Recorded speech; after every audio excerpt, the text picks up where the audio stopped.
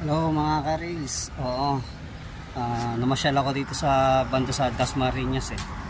Tapos napahinto ako para pumalansa ng damo para sa rabbit ko. Kaya lang may nakita ko ditong prutas na masustansya. Oh my God! Wow! Akala ko sa probinsya lang talaga to, sa mga liblib na probinsya, pero nakita ko dito. Ito, papakita ko po sa inyo.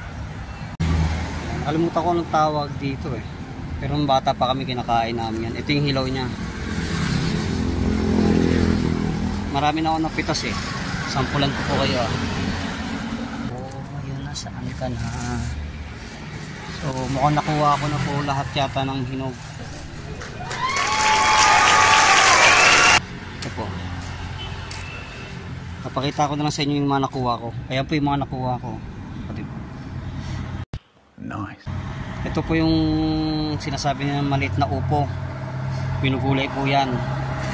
Ito po yung dahon niya. Ito po yung bulaklak niya. Ito po yung hilaw niya. Ito po yung hinog niya. Ginugulay po yan para siyang upo talaga. Pero ito po yung sinabi sa inyo masustansyang prutas. Yan ang hinog niya. Shoutout sa mga dumadaan na tumitingin sa akin. Ito. Ang kakainin lang nito yung loob. Yan, orange. Bali, bibiyakin nyo lang po siya ng ganyan. Yan. Ito po yung kakainin nyo. Yan.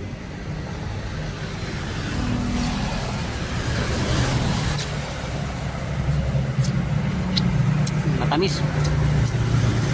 Kalimutan ko anong tawag dito eh. Sa mga nakakalam, comment below ha. Bye.